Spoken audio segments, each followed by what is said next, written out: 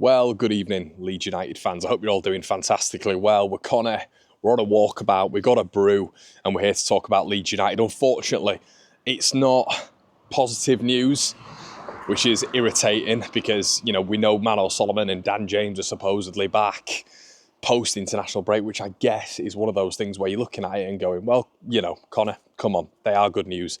Bits of good news, and you are right when you're looking at that, and that is going to aid Leeds when it comes to our bench options. That's going to aid Leeds in general when you look at the depth that we'll have.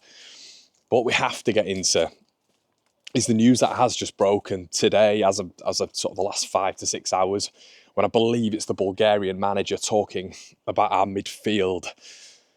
Bulgarian general Ilia Gruev looks like he's going to be out for 5 months. Apparently, it's sort of a worse verdict of what they initially believed when it came to his meniscus. That's the short, sharp news of it. He was very sort of blunt with it, and they expected it to be better. It wasn't better, and Ilia Gruev is going to be out for a big period of time, which is a massive blow to Leeds United. The dimensions of the midfield, the balance of the midfield is going to be interesting. When you look at the balance overall, do I think it's dramatically affected by Gruev not being there? Well, I don't know, because Gruev, in essence, was pushing a little bit further forward this season. And I do think maybe the defensive onus and that combative midfielder is more put on Ethan Ampadu. I don't know if it really is on Ilia Gruev. Is Ilia Gruev a lot further back and a lot more defensively rigid than your likes of Tanaka? I don't know if he is. I think obviously he is with someone like Joe Rothwell. That's pretty obvious, because Rothwell just feels like almost an 8. But someone like Al Tanaka, from what I've seen so far, I see Tanaka dropping between the centre-backs. I see him wanting that ball deep so he can play make from the base of that double pivot, which I'm quite surprised with, to be honest. I think even when you see Tanaka and Rothwell, Tanaka's the one dropping deeper, which I didn't expect. Look at his goals, you look at his assists, Tanaka operates a little bit further forward, but I don't know if it's because he wants to touch the ball a little bit more, if he wants to, get in and amongst the, get the touch early and start to dictate tempo from a deeper region, and he feels like he has to do that. Is it an individual thing? I'm not 100% sure, but Tanaka's doing this right now. So do you lose anything in terms of balance with him? And Gruev, I'm not 100% sure you do, but he is an option. Gruev is a body. Gruev is a good body. He's a body that the manager thoroughly relies on. And I don't think we'd have seen Tanaka, if I'm honest with you, start for Leeds for a long time if Gruev and Ampadu were fit. I don't think we'd have seen it. I don't think we'd have seen Rothwell at all, really. Especially from a starting position, I just don't think it'd have happened. So this is kind of made us, as a fan base, like I was always, as you guys know, I was very, very pushy on Rothwell. I was very pushy on Tanaka. And I'm happy, maybe fans have seen now what Rothwell can bring a little bit more, because, as an attacking option, he just gives variety. He's delicate on the ball, but he can vary up play. Sometimes he might chip it, but he'll disguise it. Sometimes he might go direct. Sometimes he might be a little bit more risk averse. But that's what Rothwell's got to his game. He can vary it. I just look at Gruev sometimes and I think he's a good player. I like him, but he's a little bit more limited. I think as an overall footballer, Rothwell's a better footballer than Gruev. So I'm happy in a strange sense that we've seen Rothwell because of what's happened. However, Ilia Gruev is a fantastic option.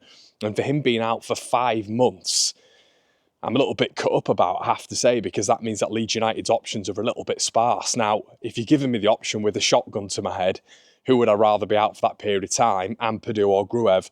I'm going Gruev, because I think Ampadu is so important in so many ways to Leeds United. I think with Gruev, maybe some of his attributes can be replaced. There's been talk, in the short term, potentially, the long term as well. There's been talks of Tyler Morton, which is a really interesting one.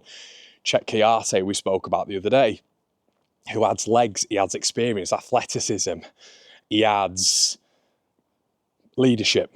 Captain of Senegal, obviously, and has captained West Ham before as well. So listen, there is a player there of which, picking up on a free at 34 years of age, Daniel Farke last season was talking about Morsey, and he was talking about Luongo being experienced heads for Ipswich and Leeds missing that, someone like him coming in just feels like an obvious one, as some reports are suggesting, forums and stuff like that, that he's actually been training with Leeds. So who knows? Obviously that's on the rumour mill. None of us have any sort of indication on if that's true or not. But yeah, we'll have to wait and see. But the Gruev injury has weirdly opened the door, I feel, for a little bit of variation. And now we look a little bit more attacking.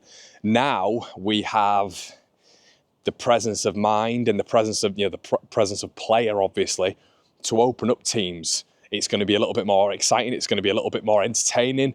Do we blame the fact that we've conceded 3 goals in 2 games on Rothwell and Tanaka being bodies in that midfield? Or do we look at the 2 teams that we've just played, being away from home, 2 games in 3 days, and 2 of those teams who are going to be right at the top of the championship towards the back end of the season? I actually think it's the latter. I think if maybe Gruev was still playing, you could even throw in your Ampadu. I don't think there'd have been much change. I think Leeds in transition can be hit like that. We've seen that this season. Portsmouth, for example, when we got hit for 3 at home, it's not like, I understand we had the defensive solidarity and we had the clean sheets and all this sort of stuff, but there was a step up in sides that we faced. Pretty simple. Sunderland and Norwich. So I think we'd have still conceded goals. But the beauty of what Tanaka offers as a balance to Rothwell is that player who is deep, who can come deep. And we've seen that, we were being, if you're really looking at that first game when Gruev was playing with Tanaka, you have to be honest, it was very much Gruev was pushing further forward. So if we look at it like that, who would you rather have as a balance playing further forward, Rothwell or Gruev? I mean, it's Rothwell all day, isn't it? So, and I'm happy that's kind of now been put in the ether a little bit. But I don't think Leeds it's like a horrendous scenario right now, I have to be honest. I don't think it's dire straits in that midfield. I think my major worry with a lot of it is probably the fact that, it's the yellow cards and the fact that Leeds United are maybe going to struggle in that respect. With players like Rodon, I believe it's Nonto, I think it's Bogle as well, isn't it? That's my major worry, really, because you look at the centre-back region and that is looking bleak right now, isn't it? It's looking really bleak, at least in that midfield for a period of time. You might be able to put Charlie Crew in there. And I guess you've got James DeBayo there. Charlie Crew has been seen and has been spoken of as this sort of next big thing. So him coming in, maybe towards the, in terms of October, November games where the games get a little bit easier as opposed to Sheffield United and Watford. If the worst did happen and one of the midfielders was out again, you'd hope that Charlie Crew could just fit in potentially on the same level as what Archie Gray did, if not a little bit lower. But overall, I would probably worry about DeBayo going at Leeds, being in Leeds' back line. But who knows? I guess Farke did say at the start of the season, he was impressed with him. But then he's got a lot of work to work on still, which does sort of ring in my mind a little bit. Farke at the start of the season about DeBayo saying, he likes him, but he's still got a bit to work on, and that's why he's hard on him. So that's just ringing in the back of my head at the minute. Maybe Charlie Crew's a little bit more of a complete profile at this moment in time. Who knows? But yeah, we're a little bit weak, and I think when you do look at that depth, there is a couple of options there, as we've mentioned in this video. And Leeds, for me, are going to have to do something. I think Czech Kiarte makes a lot of sense, especially in the short term. You're not going to be offering him mass wages of what he was on at Forest, Palace and West Ham United. But I think overall it'd be a good option for Leeds right now. 6-month deal. He's not going to play a lot. He's had injuries himself, but it just feels like a little bit of an obvious one right there. But yeah, unfortunately, guys, that is the news. And it's only going to be a short video today because there's no point in going on stream for this really, because you guys all just need to know this is a little bit of a snippet. But yeah, unfortunately, that is where we are. Gruev out for 5 months. Is it the worst news in the world? I don't think it is. Has it enabled Leeds United right now to see a balance of which is a little bit more progressive, a little bit more direct, a little bit more exciting? Yes. Do I think we are significantly missing out with Tanaka there ahead of Gruev? Not really, but maybe there's a little bit more physicality with Gruev, but I don't think this season, everybody, we've seen him as a massive defensive player. I think he's been pushed up a little bit, and I think the defensive onus was put on Ampadu. I think he's better in that respect, and I think Rothwell is a little bit better going forward. So I genuinely don't think we're going to be missing out that much, but it is that depth. It is that depth that Leeds are now going to miss. So do you dip into the market? Do you go into the free agent market and sort this out? You know, there's literally by the next game, but you got to look at match fitness as well. Kiarte's not played a lot of minutes. That's another thing, but it is another body on the bench.